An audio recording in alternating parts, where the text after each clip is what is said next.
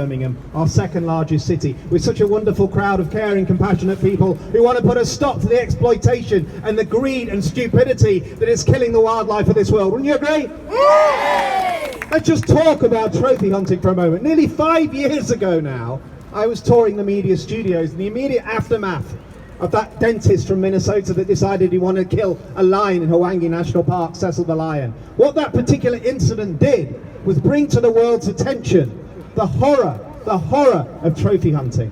Yes, that lion was a collared lion as part of an Oxford research project. Yes, Walter Palmer had basically shot that lion with a bow and wounded it. That lion then went off into the bush for nearly 8 hours to be finished with a gun. You can imagine the pain and suffering of that animal. That animal was a mature lion that had generated millions and millions of dollars for the Zimbabwe tourist industry. And it was killed in this horrific way by this stupid, ignorant, greedy dentist that is basically a good example of the sort of people that want to kill wildlife for so-called trophy hunting. Do any of you think that's right? No. Well, the horror of Cecil the lion, I'm afraid, has largely dissipated in the mind of the world over the last 5 years. We've had many other things on our mind, from Brexit and President Trump and climate change and everything else. But let's be clear, the trophy hunting industry continues to grow. The numbers of lions incarcerated in a conveyor belt of cruelty in South Africa in the so-called canned hunting operations is now in its thousands. There's a corrupt system from the ANC government to the Afrikaan farmers who regulate and control all this mess just to make money. Thousands and thousands of lions are being shot to order, and throughout their life they're exploited. The so-called lion petting projects that you can go on as tourists, where you don't ask questions, where you can feed the lion cubs, and you spend thousands of dollars for the privilege. The so-called walking with lion projects, where you can walk with semi-adult lions, again spending a lot of your tourist dollars for the privilege. And then finally, when the lion gets to a mature age, it's incarcerated in an area where it's then brought out with meat hung off a tree to be shot at by someone who's probably had a day's practice at best of using a gun and often wounds the animal, and someone who's more skilled as a marksman has to finish it off next to it. And then they take the skin, or they take the head and they take it back to Dallas, or they take it back to Seoul, or they take it back to London to put on their wall. They're not asking about what happens to the bones and the carcass.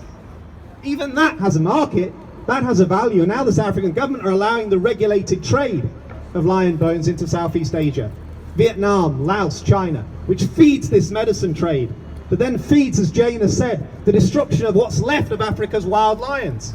Probably 25,000 is all that's left across the whole continent of Africa. So if any trophy hunter, and I have this a lot when you go on radio or television and talk about this, they always say, well, there's an ecological benefit, there's an economic benefit, there's even big NGOs, wildlife conservation NGOs that support this.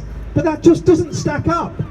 Most of the money from trophy hunting, the likes of Walter Palmer paying to kill Cecil the lion, is not going to local communities, it's not going to the ecological benefit of certain areas of Africa. It's going into safari companies' hands, it's going into the hands of corrupt government officials, and it's just destroying wildlife at an unprecedented rate. There is no justification at all for killing some of the rarest, most endangered species on this planet just because you've got a lot of money in your pocket. Wouldn't you agree? Yes. It's a disgrace. And yes, we've got a debate in this country about just stopping the import of these trophies and the export. Well, that shouldn't be a debate at all. We don't need a bloody consultation. Let's just stop it. It's insane. It has to stop now. Wouldn't you agree? Yes. Yes, come on, Boris Johnson. Pull your finger out. Just ban the bloody stuff. But that's not just about the wildlife around Africa. It's also the wildlife in this country that's under threat as well. And credit to people like Emily Lawrence and League Against Cruel Sports and other campaign groups that have been basically picketing outside Woburn Safari Park, that have been saying, listen, it's not acceptable to breed rare species of deer for the gun for commercial operations in this country or anywhere else in the world. Wouldn't you agree? Yes. You shouldn't be able to kill European bison in Scotland. You shouldn't be able to kill stags in Scotland. You shouldn't be able to kill rare species of deer at Woburn.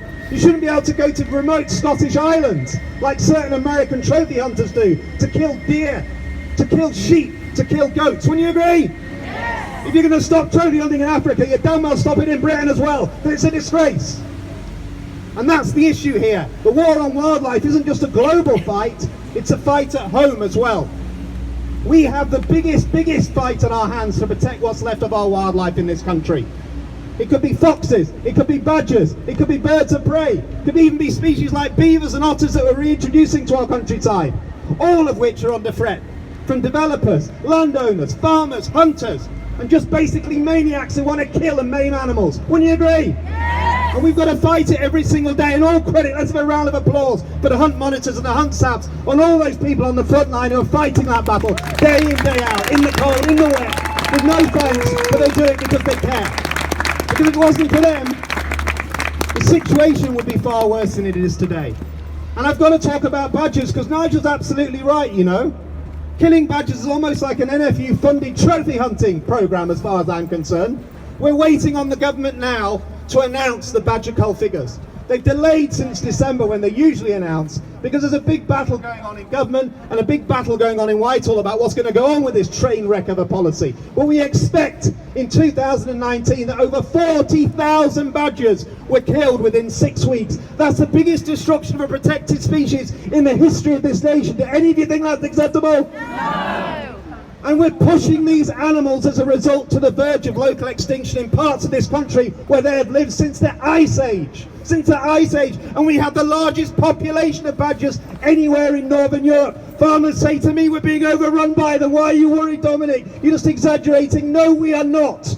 We know for a fact there are parts of the country now where we see very few roadkill badgers. The first sign, just as we found with hedgehogs, when the roadkill disappears, you know the animals are in trouble, and they are in real trouble. And we know it's not just badger culling. We probably lose 50,000 badgers a year on the roads.